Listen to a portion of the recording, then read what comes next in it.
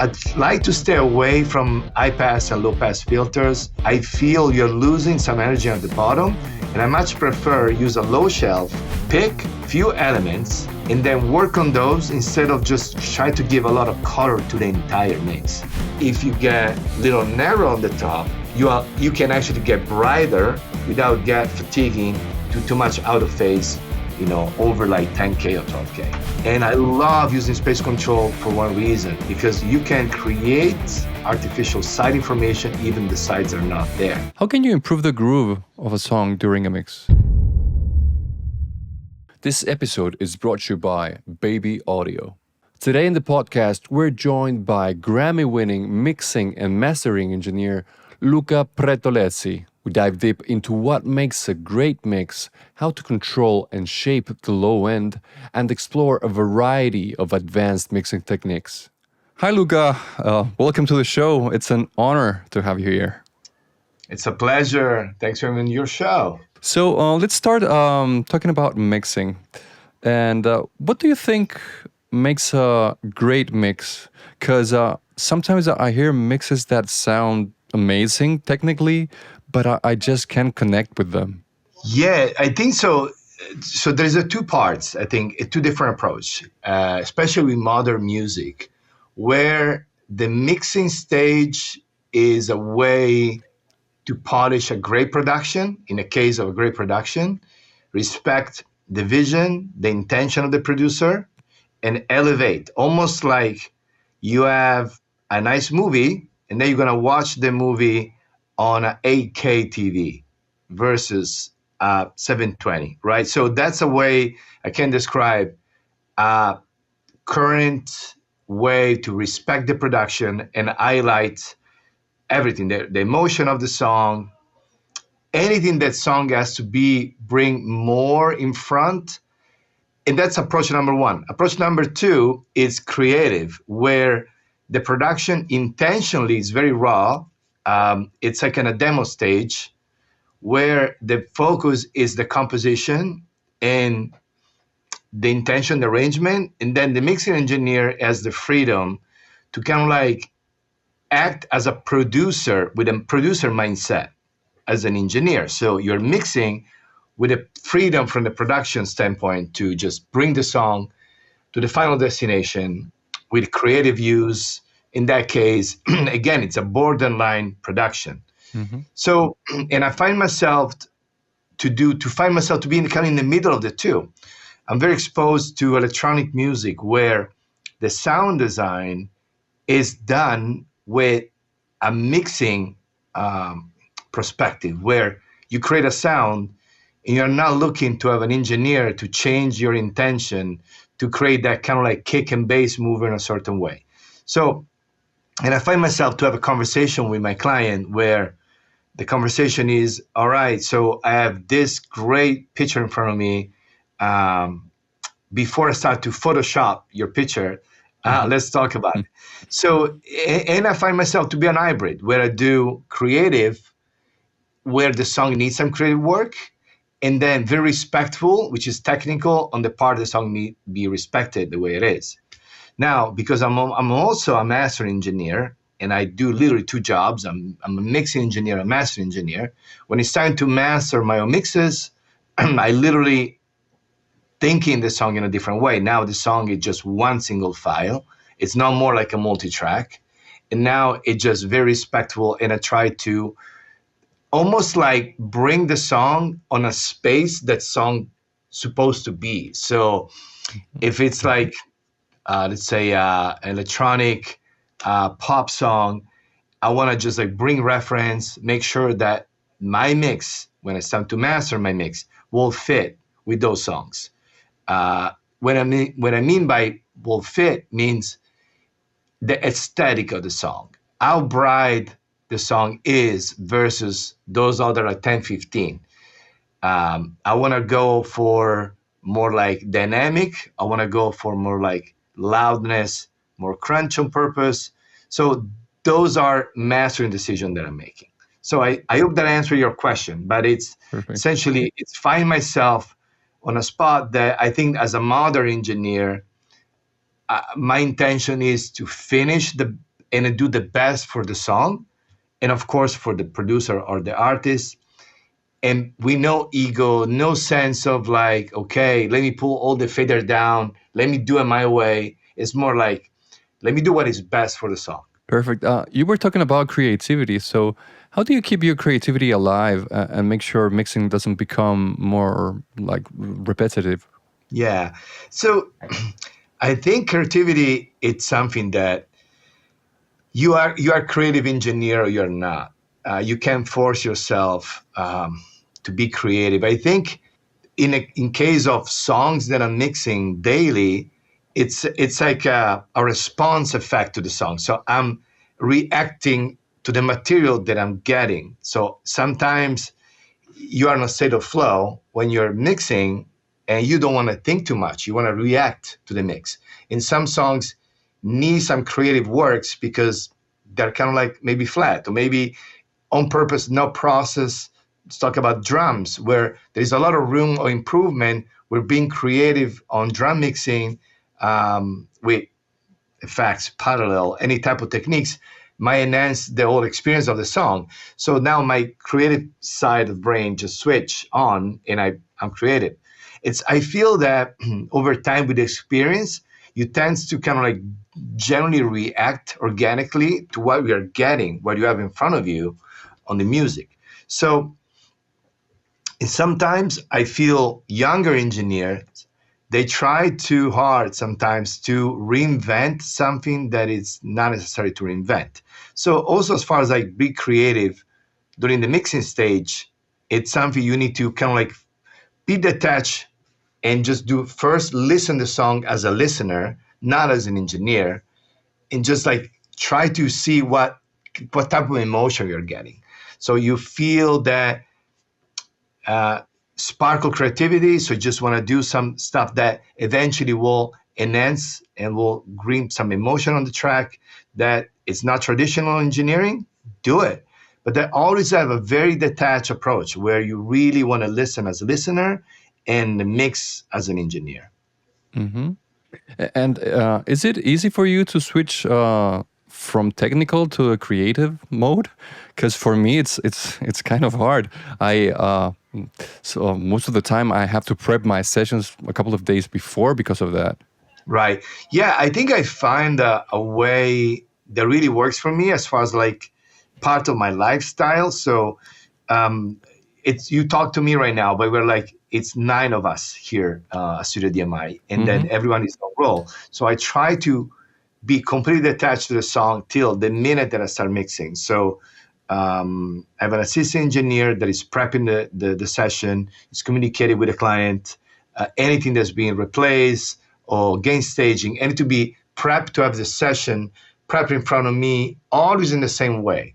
And that really makes a big difference as far as like get creative right away. It's be comfortable on the way the session is being prepped.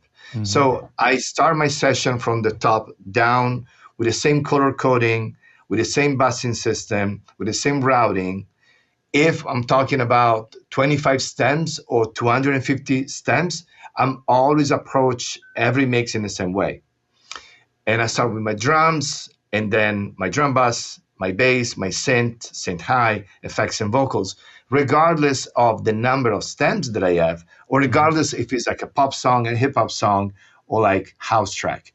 Regardless, I have a workflow. So that allow me to almost like feel that I'm driving a car, knowing the car so well that I don't have to think about how to switch gear or how I can turn my lights. Where is my no? I know my car so well that I just focus on the driving experience. So Hmm. when I drive, this board is in front of me.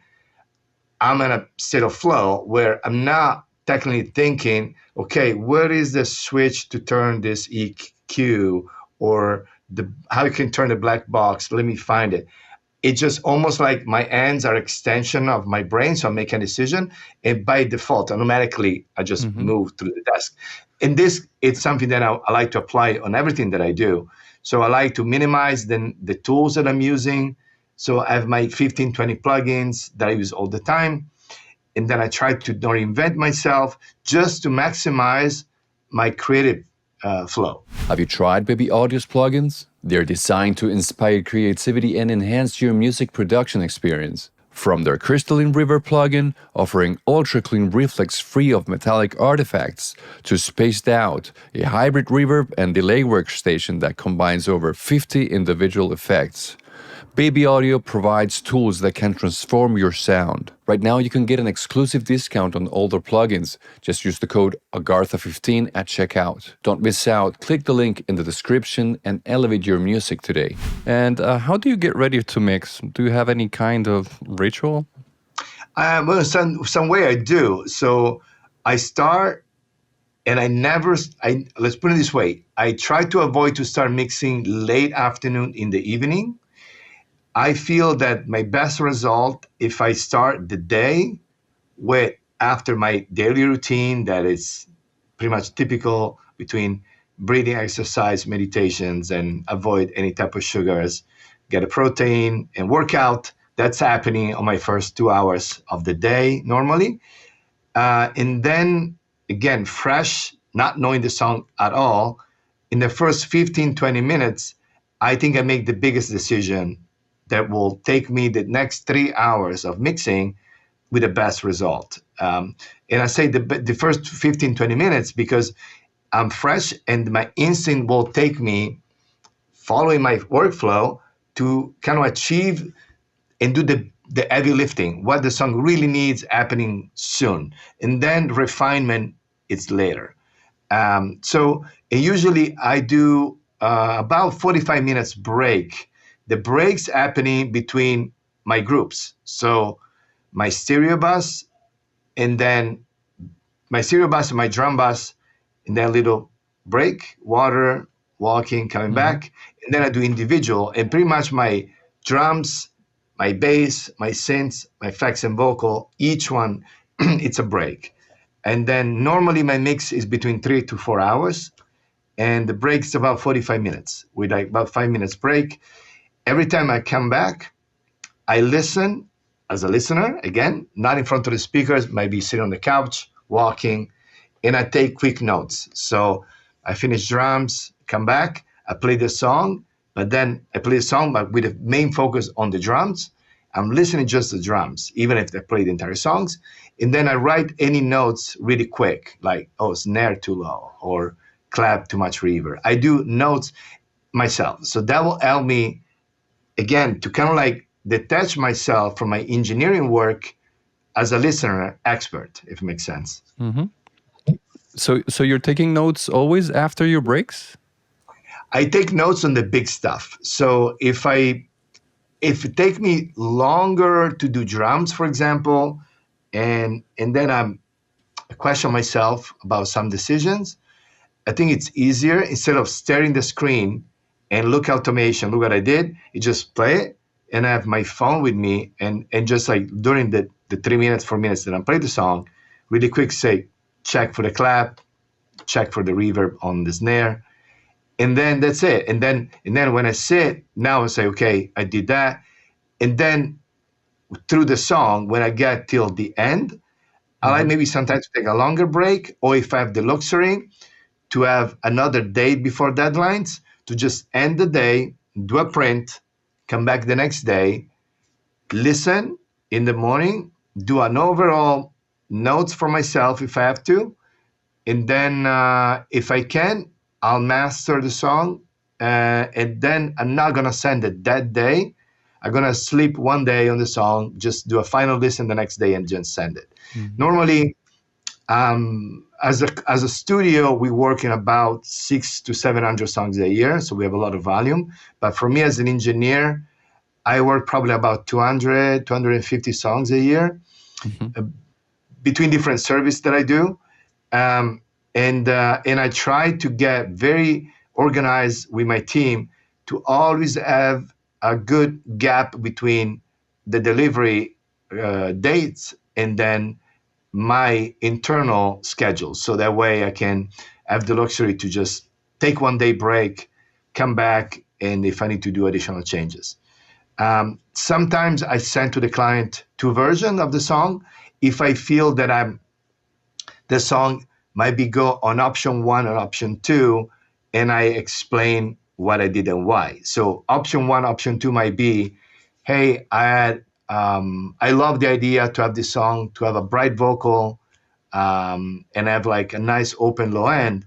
But then, just as a test for you, I did a mastering. So now I'm explaining that I did a different version of the mastering that is a more like mid range forward. So, and I sometimes say, hey, I'll send you V1, a V1B. If you have notes, please indicate what on what version, and let's pick one. So after that, we're going to pick between V1 and V1B. And then if you have notes, you will tell me if it's to apply on V1 or V1B. Hmm. Do you use any software for all the notes that the bands or the artist is taking and sending to you? No, it became, so the Dropbox, it became such a thing now where, especially on long-term clients, we set up a Dropbox account. We don't Hmm. share um, link or password.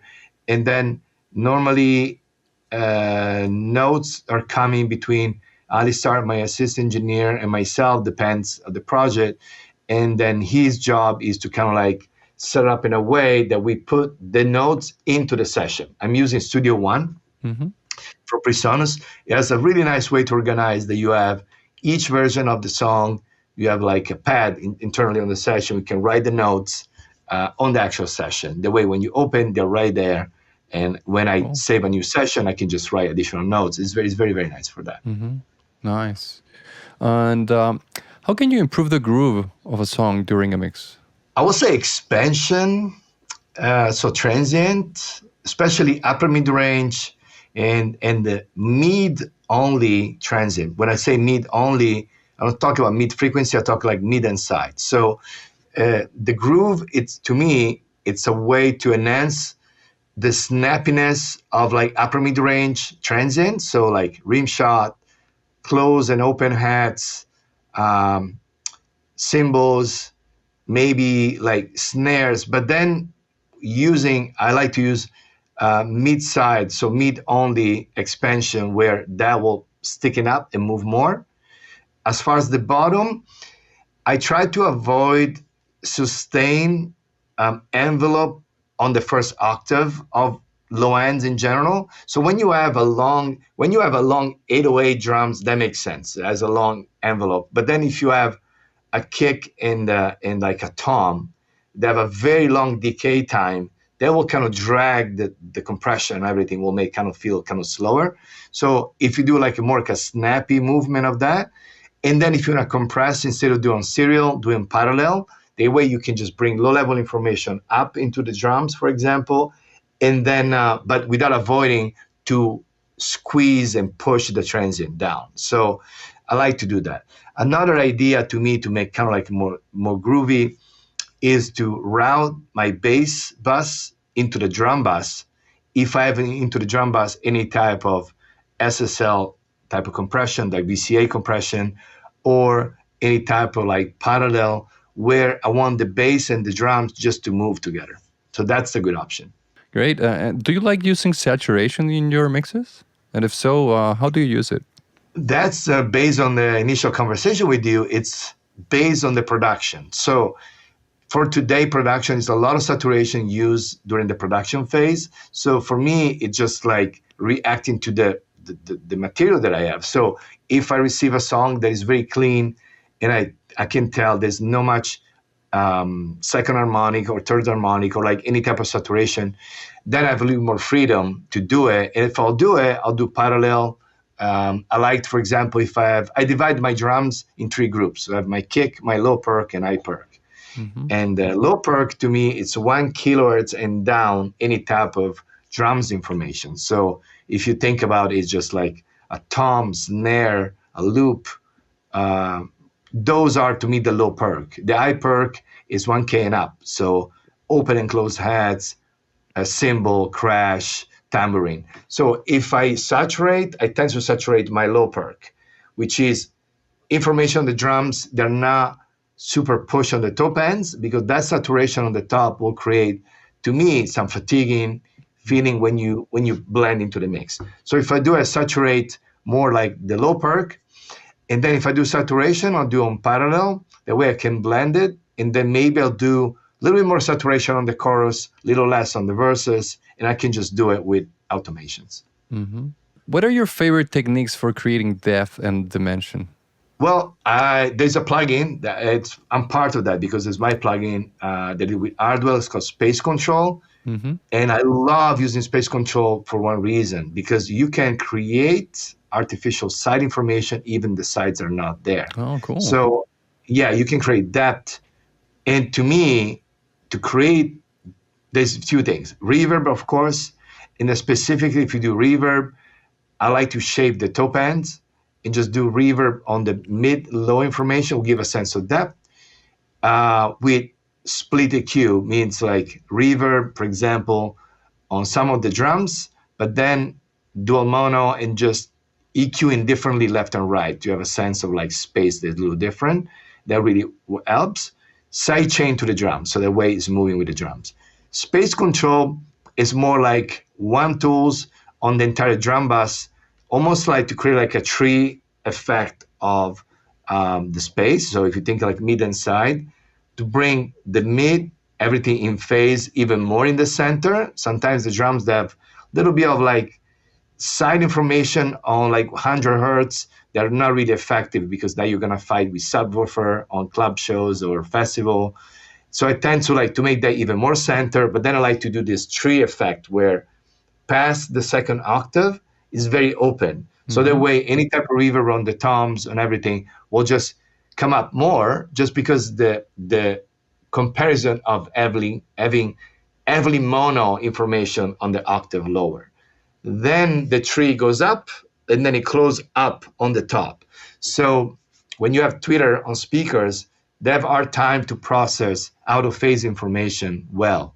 So if you have a lot of like 12K with side information, it's going to be a struggle, because now you have your nice speakers. If you have midfield speakers, give you a sense that it's okay, that it's bright and that it's wide.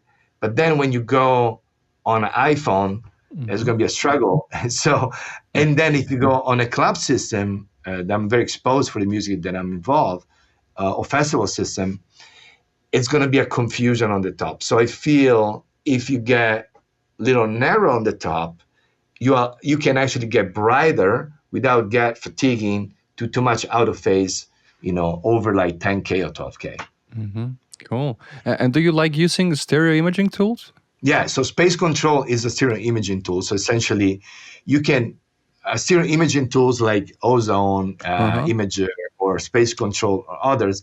Essentially, is a way to multiband, take the side information and improve and make it louder versus the mid.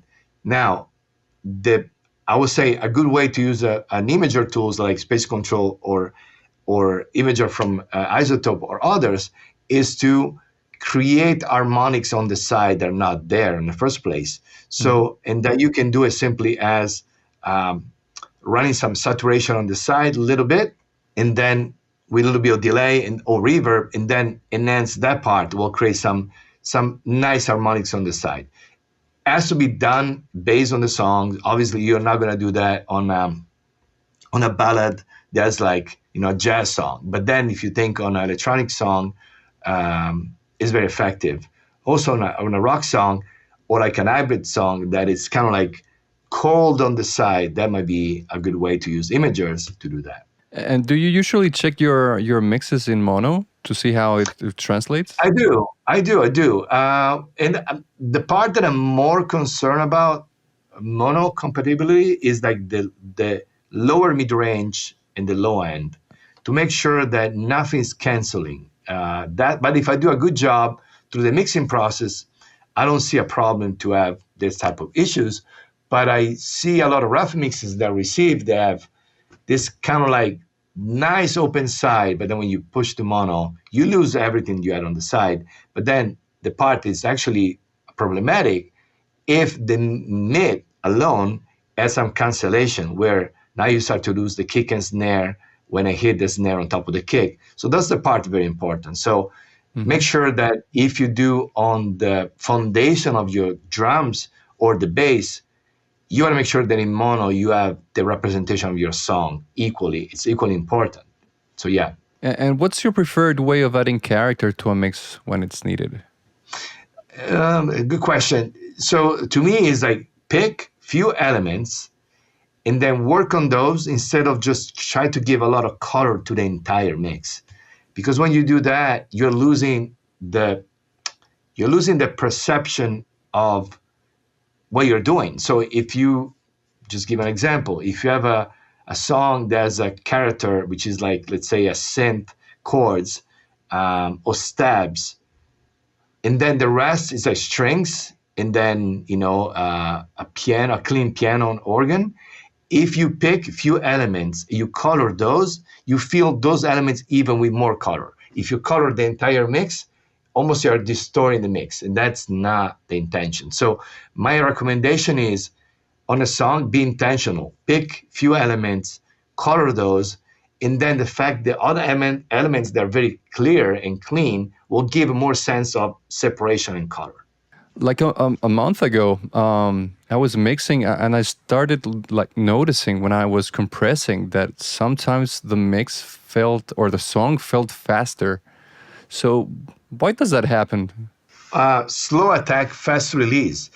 So let's talk about settings. So if you use an SSL style compressor, so a VCA compressor, there's many on the software side and on the hardware side. I have an SSLG in front of me here, but also there's a great SSL bus too from Solid State Logic, which sounds great.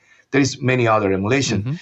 If you go for slower attack, fast release, and maybe sidechain up to like 150, 200 hertz, now you have the transients coming through, but then the snappiness, the snap of the fast release will give this sense of groove and movement.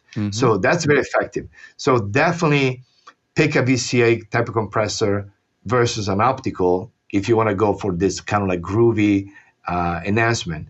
In my case, sometimes I mix between expansion and compression, where you have the compression feeling with slow attack and fast release to give that groove. And then for the upper mid-range, the top ends, a little bit of expansion actually is very effective because now you're expanding certain elements and then you feel this movement at the bottom from compression. So that's a good technique for sure.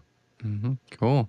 Are you still using your Trina for acoustic correction? I mean, I do. So here at Studio DMI, we have 3 studios. DMI and Studio I is the one that has the Trinov.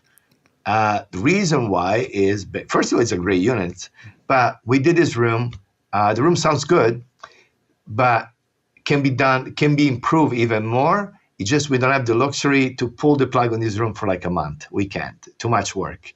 So the Trinov, it's like a way to optimize certain things on the room, especially, I would say, the calibration as far as like position on the speakers is very, very hard to have a perfect position on the speakers. And they do well.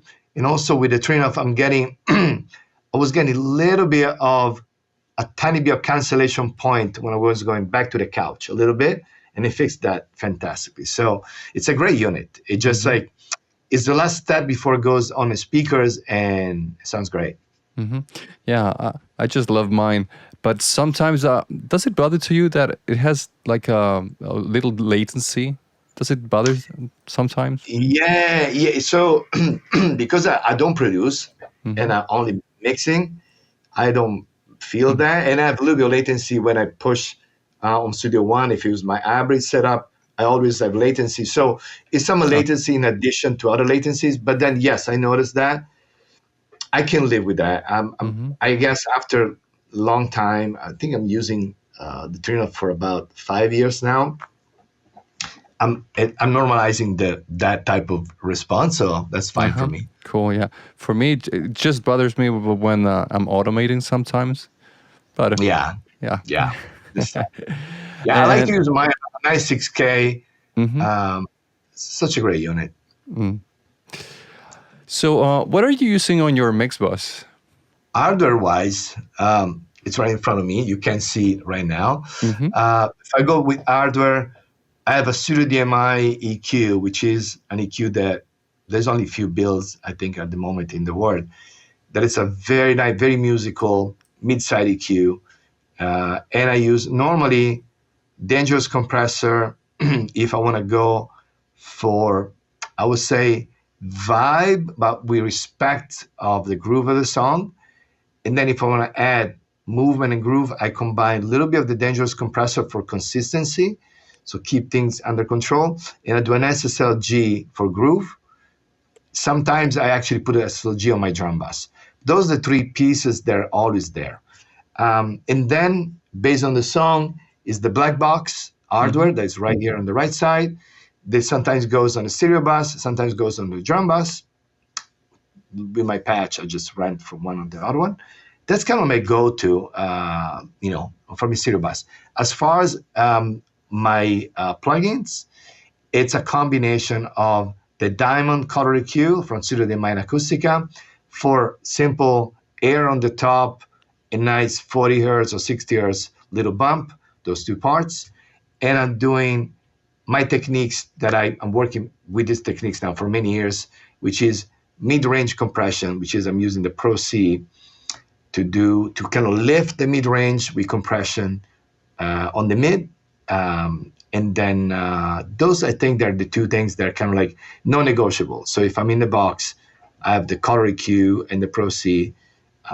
If I'm on analog domain, I have my hardware. But then I try to limit myself to like few tools and stick with those, just also to retain my sounds, my workflow. And I think it's important. And then once in a while, I just bring new instrument or do test new gear or new plugins. But try to stay consistent instead of like bring new plugins every time, every songs, and just lose my sound. Mm-hmm.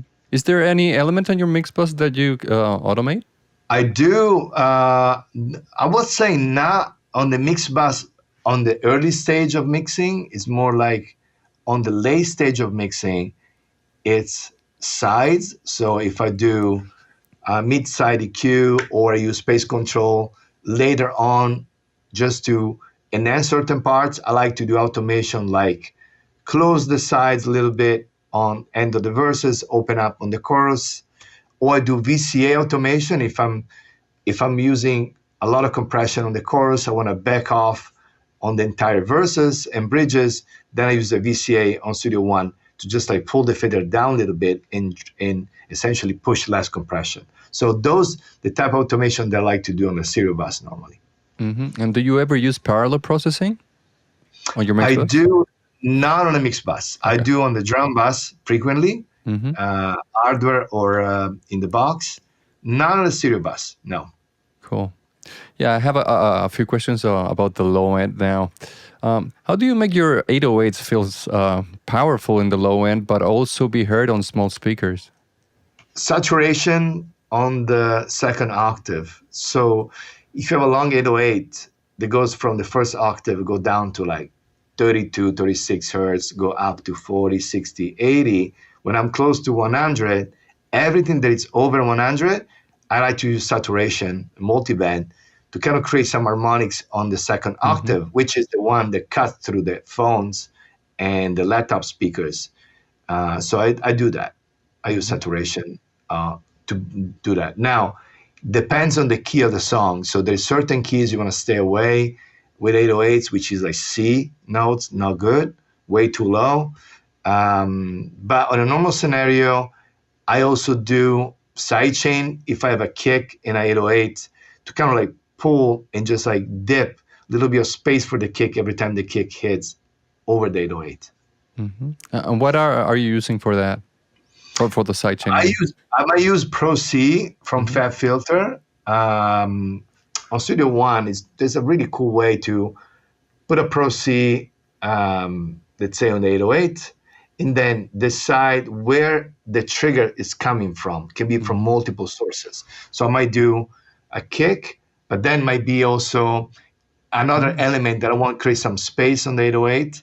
then I might do that too. Maybe like a rim shot, a little snare. But in general, I use the Pro C. Yeah. And what are your favorite tools to achieve the low end in your mixes?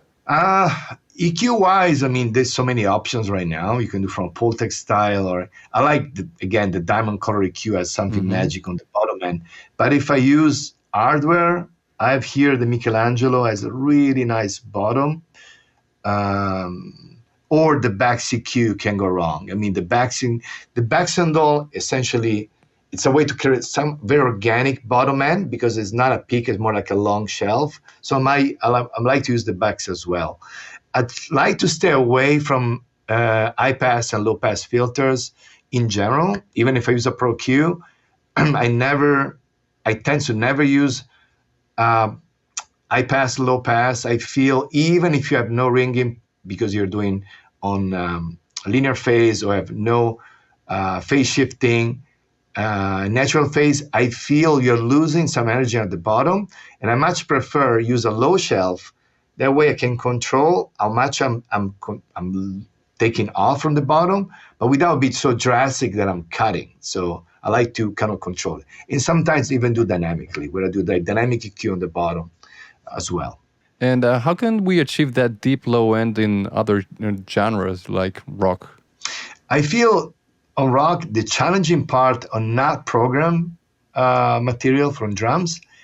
It's the compound effects of low frequency from multiple sources. So you solo a snare recorded, and Mm-hmm. if you look, there's some bleeding, some bottom end from the snare recording on like 70, 60, 70 hertz at minus 10 dB. You say, well, it's not a big deal. But then you have a moment, there is a tom movement, you give another one. So I'm worried about acoustic where you have this compound effect of multiple sources captured with microphones. They create like a buildup of low end that you're not gonna feel right away, but then on the entire mix, when now you have the bass, now you have the kick drum, Mm-hmm. now you're gonna see burning a lot of edge room at the bottom. So in that case, I think busing might be helpful because if you do individual EQ with even low shelf or like low cut, you start to have some phasing issues. So it's much better to me to say, okay, I'm taking everything that's some bottom end bleeding program I send to a bus, and I do one action where I reduce the bottom on those elements and I'll bring back in my drum bus. So that's the concern. And then to enhance you answer your question, the low end and have like a thick low end, like pick elements. So instead of doing on the entire drums, pick element, do like a nice bottom end on the kick, and then maybe say, okay, I want to have my toms and my kick kind of thicker, and the rest control. And then maybe as far as the drum bass, I find if you do a touch of clipping just to control those spikes that are going over, and do maybe an EQ post clipping. EQ post clipping is very helpful in the drum bass because now you are clipping and you create kind of like a ceiling on top of everything. That will give you a little bit of edge room if you want to do some bump of bottom end post clipping. If you do without clipping, the bottom end bump will give you way more, I would say, spikes based on the recording. But if you do post clipping, now you have a more controlled bottom end. That would be really helpful, actually. I love that. I'm gonna try it. You should try it. What's your favorite clipper for doing that? Oh, yeah, based on the material. So if I go for extremely transparent, very transparent, let's say standard clip, Mm-hmm. if I go for a little bit of attitude and color, written like the gold clip, I think is really nice for that.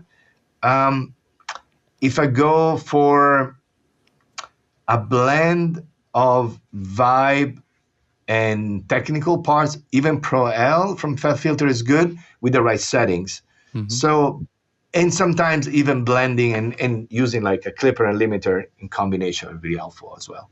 Cool. Some people always like their kick to be in positive polarity, so the speaker is pushing Yeah. air. Do you pay Yeah. attention to things like that? I do. I do. I check polarity. I check phase in general. Sometimes I just flip and I see. And I notice, well, less problem on electronic music, honestly, which I'm more exposed. problem in electronic music is that sometimes the out of phase is happening when you have a kick and bass hitting the same root note, and they are out of phase, or like I need to flip and adjust that.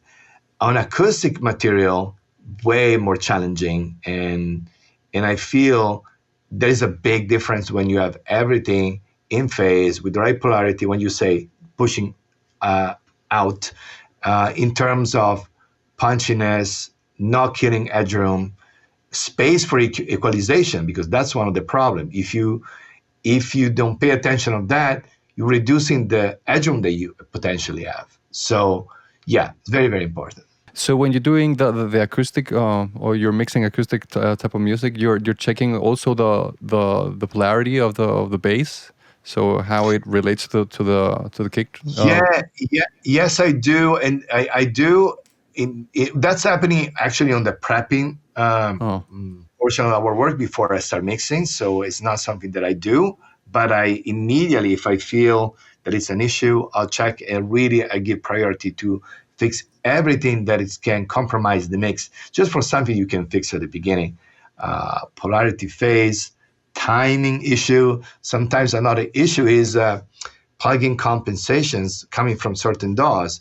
Now you have 7 samples, 8 samples off, or hmm, like 12 millisecond.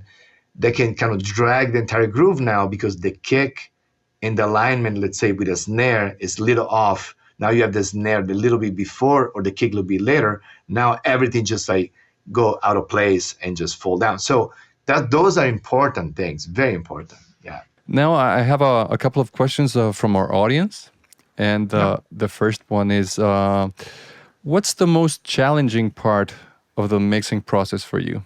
Huh. I will say I'm not gonna say that nothing is challenging. I will say that the most challenging part is when the rough mix intentionally done by the producer to give you kind of like a guideline or an idea. It's really um, I would say it has a big conflict with my taste in Mm, terms of like what I would like to get from that specific song. So when something is so in a different direction, usually what I like to do is have a conversation with the producer and really ask a lot of questions about his vision. Ask to send me reference track. What do you like to listen? What kind of music? What song you eventually want to song to sit with on Spotify playlists? What are the song? So I want to really kind of like get in sync with him to understand why his rough mix, for example, is so bright and then super reverb everywhere when my vision was more to go more warmer and less reverb. So I can't say your rough mix is off. Let me do it my way because there is a reason, there's an intention on that. But I want to understand it. So the challenging part when I'm very disconnected from the rough mix, in that case, it's a matter of having a conversation and getting sync and ask a lot of questions. In that case, sometimes what I like to do, I do a first test mix where even I'm in the middle of the mix when I have the main element there, I'll send a test mix just to make sure that we are in sync. That's really helpful. The second question, what do you focus on during the prep stage of the session before mixing? I don't prep currently, so somebody's prepping for me. Hmm. But as a team, usually when we prep a song, we try to match exactly the rough mix. So the goal is how we can start from you left the song. So we assume that if you export stems in that way, intentionally you send a rough mix, we want to take it over from the rough mix. So we want to make sure that when we put together all the stems, we are matching the rough identical or very, very close. And then I also want to make sure that I have the access of dry stems of the essential part of the song that I feel when I have the freedom, the creative freedom to do some nice work. So, for example, yes, send me your rough, send me the vocal process the way it makes sense for you, but then send me also the lead dry. Hmm. Send me if you have uh, drum, and the drum is split on like 12 stems, you do some crazy drum processing on your drum bus, but then send one dry because I want to have the freedom to rebuild in my way, keeping your as a reference point. Perfect. Um, Here's another question. You talked about this before. Do you like using clippers? So I will add, besides I on the drum bus, how are you using Yeah, the clippers? yeah, I do. So clipper to me, it's for example, good use of clippers beside the drum bus. It's when you have a lot of layers of a single element. So Hmm. give an example: snare made by four snares or three snares, the kind of medium, low, and top. Now there's a buildup of headroom if I use a clipper that's very transparent, kind of like to clip and have that snare to avoid to create a huge spike on my drum bass. That will make my drum bass work easily as far as like compression and EQ. So I like to do that on snares. Sometimes clipper on a soft clipping mode, no hard clipping. Also, it's a way to generate harmonics and give some nice, I would say, thickness. So toms, any type of loops might be good. Might be good. Yeah. And the other one is, I love your Acoustica audio EQ. On which instruments do you use it?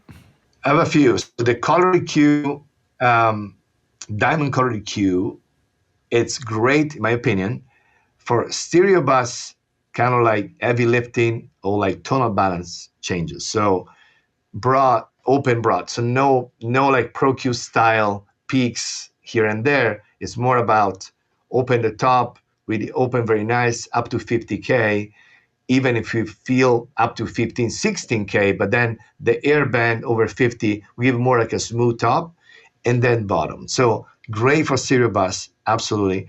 Great for drum bus on the other way around, where if I do bottom end lifting, top ends lifting, I might do drums mid range pushing. So those are two ways to do it really nice.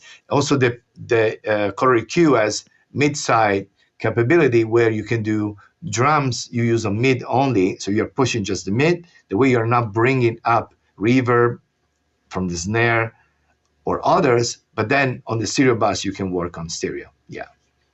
Cool. Luca, thank you so much for taking the time to do this. I had a great, great, Good. great time.